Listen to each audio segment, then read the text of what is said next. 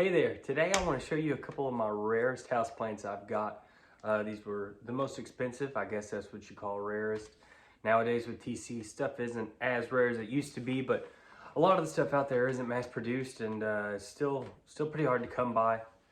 So let's go ahead and get started.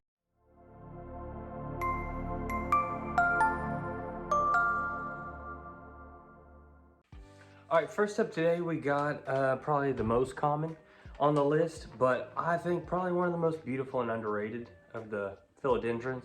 It's the caramel marble. I just love the, I guess you call it caramely color that's in it. That red, that yellow. This newest leaf coming out is just, I mean, look at it. It looks like it's like almost lit up compared to the older ones. It's also the first one that's starting to get a little bit of a serrated edge. That signature caramel marble color. And look, the leaf structure. So I'm super pumped to get this thing growing a little bigger. I actually got this one from a TC culture. When I wanted one, they were so expensive that it was either a TC or like a one leaf cutting. And I was nervous of the variegation that you might get from a one leaf cutting. So I went with the TC. I bought it and let's see, when it started out, it had this leaf. I mean, almost completely variegated. And this one was a little half moon. If I can show that very well. So I knew this one was gonna have pretty good color to it. And it sure does. I mean, pretty much every leaf that's came out, it's gotten bigger and bigger, which means, you know, I'm growing it all right. And then this one finally started to show a little bit of those ridges. So I'm really excited to see what this thing will look like when it gets huge. I see those online of those people that got them that are, you know, huge. And gosh, I just can't wait. All right, what's next? Next up is my favorite philodendron. My used to be favorite philodendron was the silver sword until I got into the variegated addiction, I guess. And so now I've got the variegated silver sword, and man, just the beauty of that kind of bluish silver that you can see, but mixed with that variegation. Man, I can't wait for this to get bigger. I actually had it a good bit bigger. It was probably this tall. And then the big thrip attack of 2023 came through, and that's when a lot of my collection got wiped out, or basically had to restart it. And this was one of the ones that I got pretty nervous about, but she held on, and we've got 4 leaves now, working on a 5th, and they're starting to get decent size. I'd say that the newest leaf there, that one's probably got the best variegation on it too. And so I'm just super pumped about this one as well. This one grows really quick compared to all the other ones on this list here. This is definitely the fastest growing one. Still pretty expensive. I don't think it ever took off as well in the collections market, which is why I think it's still pretty expensive, just because not that many people grow it. All right, next we have a Philodendron Orlando. This is another one I don't see offered that often, but this one is beautiful. That striking white, the little bit of the light green as well. And I've actually got 2 of these. Show you the other one here. This one's a little smaller. But that leaf right there is just all white. I mean, beautiful.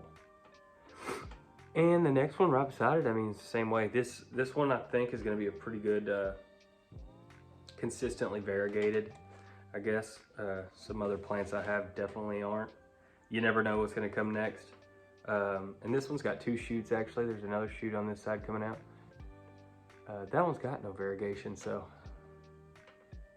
I hope I don't jinx myself. But so I got 2.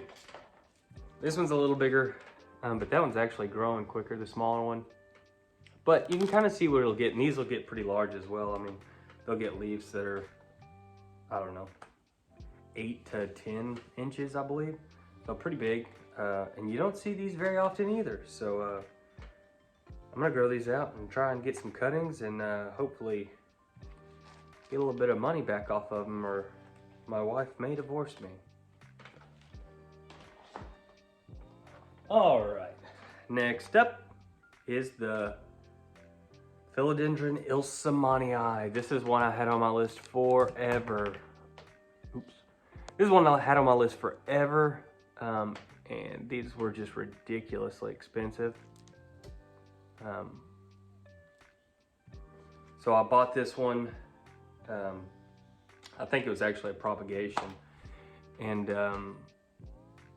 once again that thrip attack got me good, and killed it all the way down to the stalk. I had to cut it. This thing is barely holding on still, so Lord, we're hoping and praying that it can continue to grow. I mean, we're putting on leaves, but it'll probably be a little while till we see the full glory of the Philodendron Ilsemanii, but we'll keep growing it. Okay, and then last, actually it's not last, we got 2 more. This one is a Monstera. This is the Monstera Ocean Spray. Variegata contorta, I think, is another word for it. I mean, as you can see, it's not the whole leaf. The whole leaf's not there. It was also ravaged by thrips. You can see some of the damage on the back there. This is actually the plant that I was looking at when I was like, oh crap, that's thrips. So I guess good thing I was looking at it. Good thing I caught it that quickly, but that wasn't quickly, because it took me a good long while, and it took me even longer to fight them. But this one is actually one of my favorite. It probably is my favorite Monstera, just because I mean I never see it. The basement on Etsy and eBay, I've saw it on there, and then other than that, I bought this from the Plant Planet on Etsy, I believe. It's the only other person I've ever even seen supply this plant.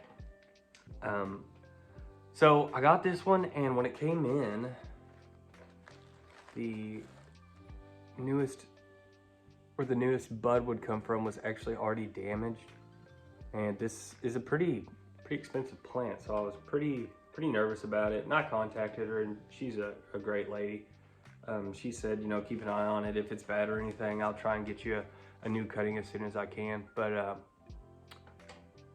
I kindly thought it would come out. It hasn't yet, so I actually cut off the bottom here. There was actually 2 roots here, and I cut off the bottom that already had a root, because I saw that it had a bud. So I was just giving me a little backup plan.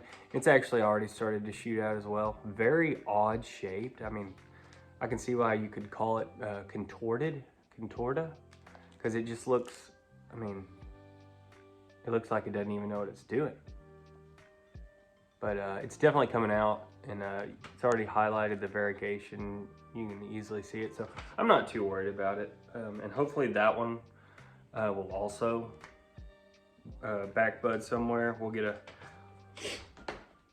maybe we'll get another bud back here somewhere. We'll see. But if not, we still have that one, so we're okay.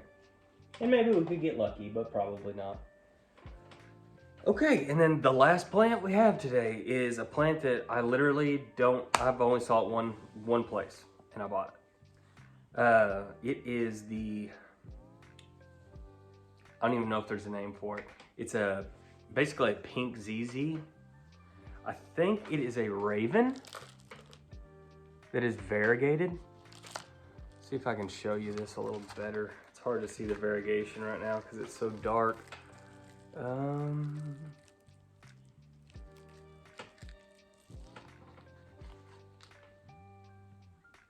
Boy.